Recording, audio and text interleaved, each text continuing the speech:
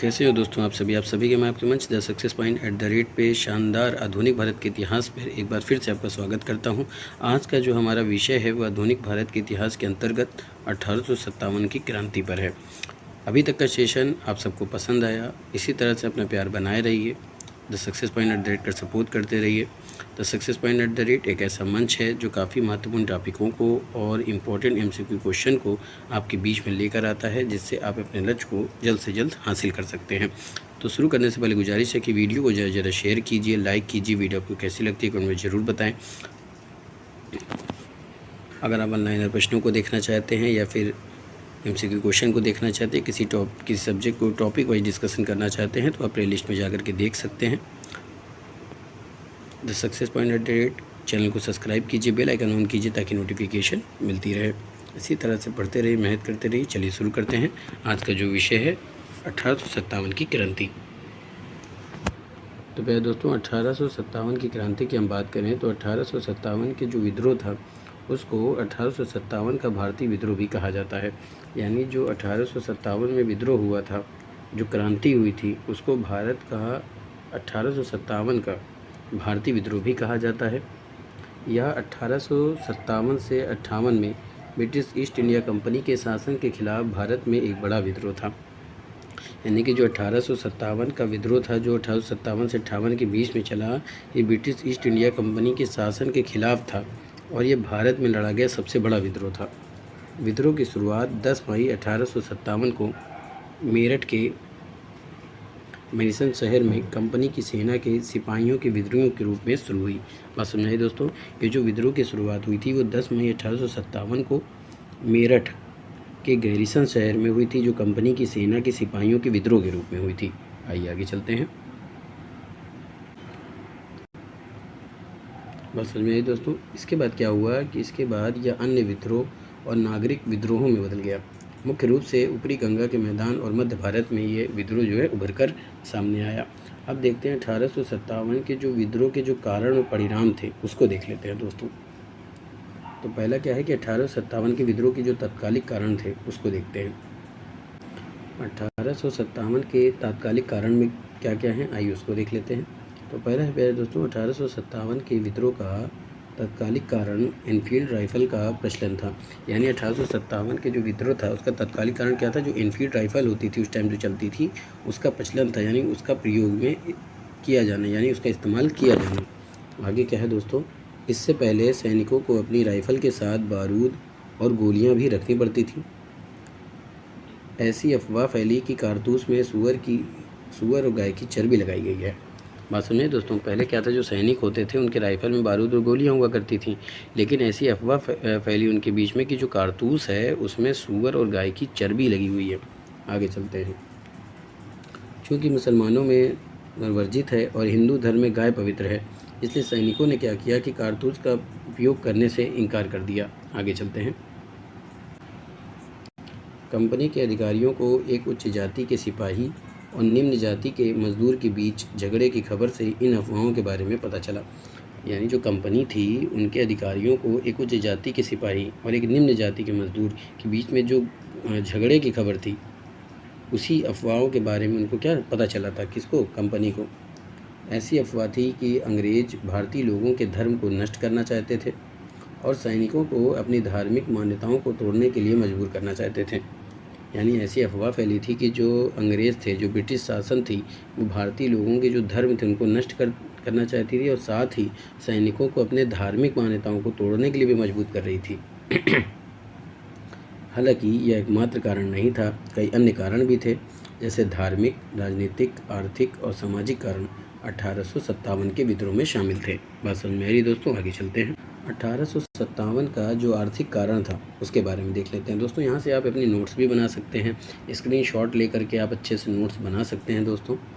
British east India company की भूमि राजस्व नीतियों के कारण किसानों को भारी नुकसान उठाना पड़ा। यानी जो ब्रिटिश ईस्ट इंडिया कंपनी की जो भूमि राजस्व की नीति थी, इसकी वजह से किसानों को क्या हुआ, भारी नुकसान उठाना पड़ रहा था। उन्हें भारी करों का सामना करना पड़ रहा। था और साहूकारों और व्यापारियों से उच्च ब्याज दरों पर ऋण लेना पड़ रहा था। बात समझ में आई?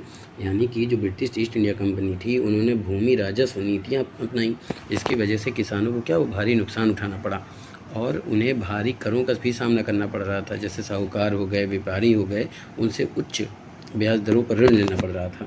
आगे चलते हैं। भुगतान न करने पर उनकी ज़मीनें जब्त कर ली जाती, यानी कि हथिया ली जाती थी, जिससे उनके पास आजीविका का कोई साधन नहीं रहा। आगे चलते हैं।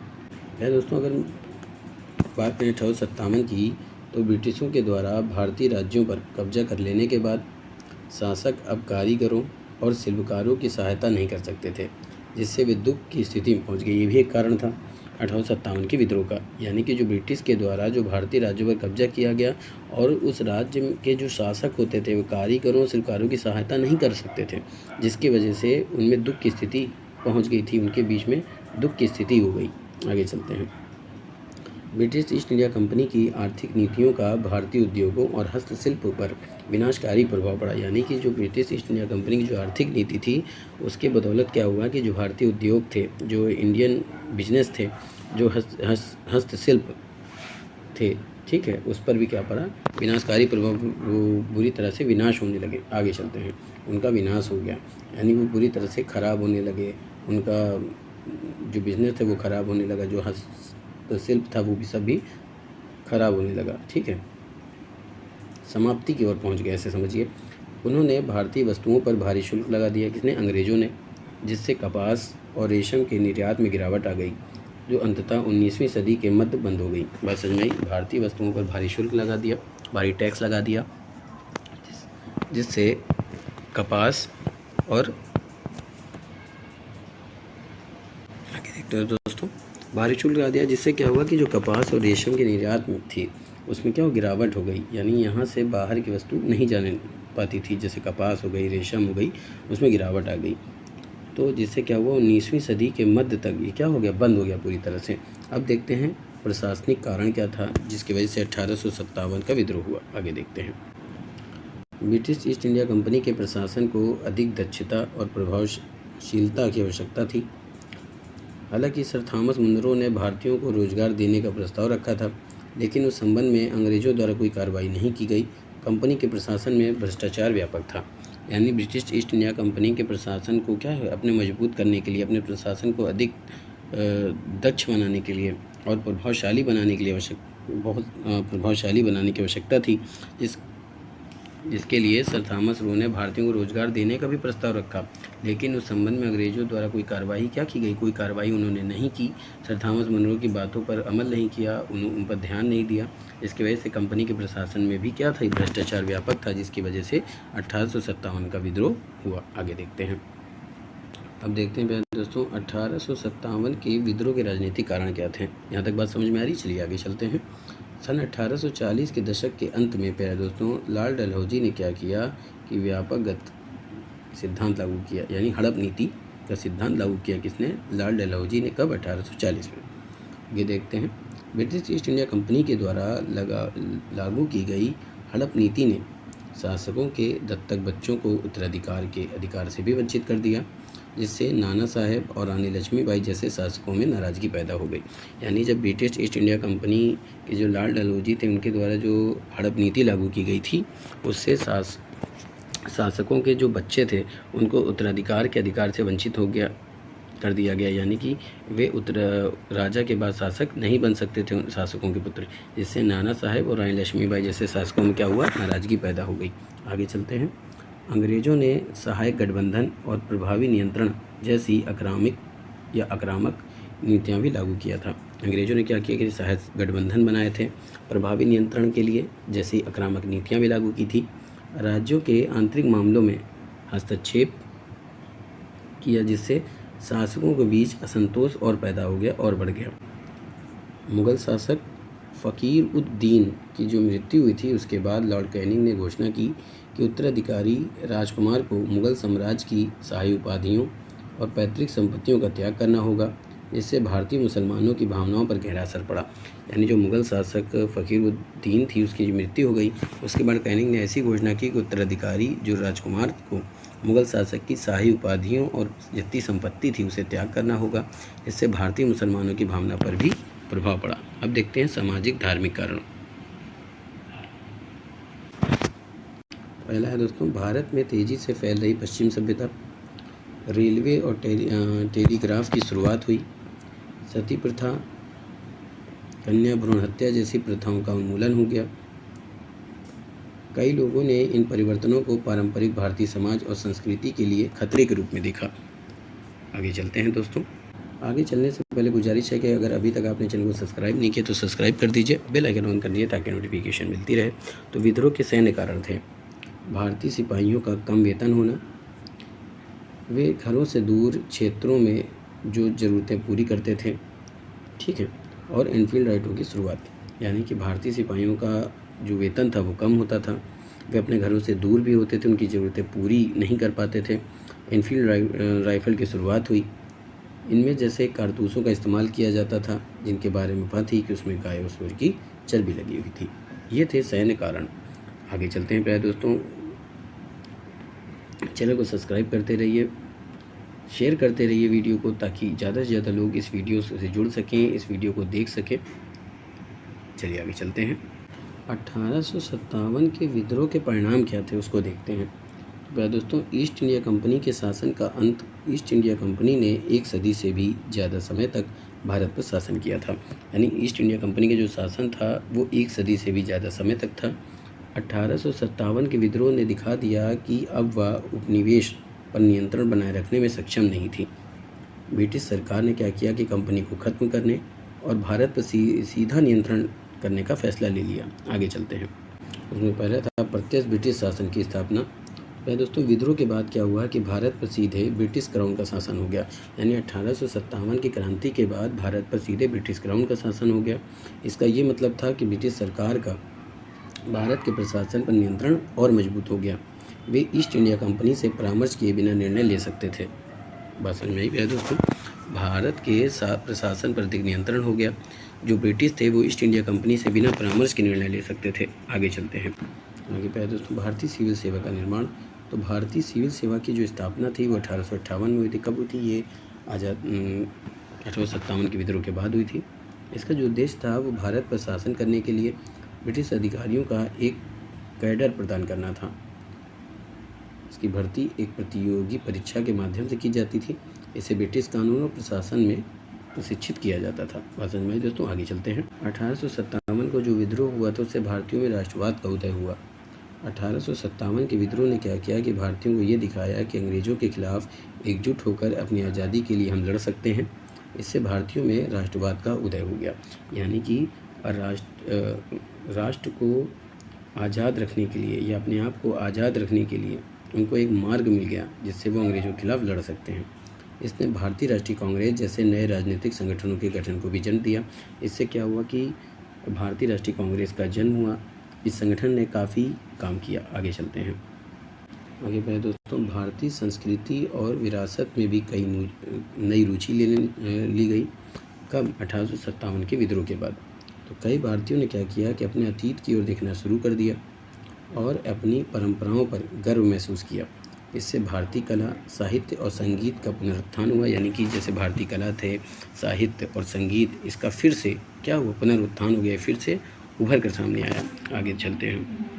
अब देखते हैं दोस्तों, सेना का पुनर्गठन। तो एक और विद्रोह के जोखिम को कम करने के लिए ब्रिटिश सेना का पुनर्गठन किया गया था। भारतीय सेना में क्या हुआ कि ब्रिटिश सैनिकों का अनुपात बढ़ा दिया गया। भारतीय सैनिकों को अब एक ही क्षेत्र में समूहों में सेवा करने की अनुमति नहीं थी, यानी जिस क्षेत्र के थे वो उसी क्षेत्र में सेवा करने की अनुमति नहीं थी। आगे चलते हैं। 1857 के विद्रोह का जो कालक्रम था, किस हिसाब से, किस क्रम में विद्रोह हुआ, उसको देखते हैं। या दोस्तों, ब्रिटिश ईस्ट इंडिया कंपनी के खिलाफ भारतीय सिपाहियों के बीच पनप रहे असंतोष को चर्बी वाले कारतूसों के इस्तेमाल के आदेश ने और भी भड़का दिया था। सिपाहियों ने क्या किया कि चर्बी वाले कारतूसों का इस्तेमाल करने से इनकार कर दिया। इससे ब्रिटिश अधिकारियों ने अवज्ञा माना और सिपाहियों के लिए कठोर दंड देना शुरू कर दिया। एक नया नियम लागू कर दिया जिससे सैनिकों को भी दंड दिया जाने लगा। आगे चलते हैं। कालक्रम अनुसार की बात करें, यानी कि किस तारीख को और घटना किस क्रम में, उसको देखते हैं। तो सबसे पहले 2 फरवरी 1857 की बात करें तो बहरामपुर में हुई थी ये, और 19वीं रेजिमेंट इन्फेंट्री ने इनफील्ड राइफल का इस्तेमाल करने से इनकार कर दिया, जिसमें मंगल पांडे थे दोस्तों। जिसके बाद विद्रोह शुरू हो गया और जल्द ही उन्हें भंग कर दिया गया। यानी कि 2 फरवरी 1857 को ये विद्रोह हुआ कहाँ? बहरामपुर में। बात समझ में आई दोस्तों। आगे चलते हैं। 8 अप्रैल 1857 की बात है। 34वें रेजिमेंट के सिपाही मंगल पांडे, बात समझ में आई दोस्तों, जो नेटिव इन्फेंट्री थे उनके जो सिपाही थे मंगल पांडे, ठीक है, उनको गोली चलाने के कारण फांसी दे दी गई और इन्फेंट्री को क्या कर दिया गया? भंग कर दिया गया। आगे चलते हैं। 10 मई की बात करें 1857, तो ये विद्रोह मेरठ में शुरू हुआ था। फिर 11 से 30 मई 1857 को जो विद्रोह हुआ वो बहादुर शाह जफ़र को भारत का सम्राट घोषित किया गया था। धीरे धीरे दिल्ली, बम्बई, अलीगढ़, फिरोजपुर, बुलंदशहर, इटावा, मुरादाबाद, बरेली, शाहजहाँपुर और उत्तर प्रदेश के अन्य स्थानों पर भी विद्रोह भड़क उठा। कब? 11 से 30 मई के बीच। आगे चलते हैं।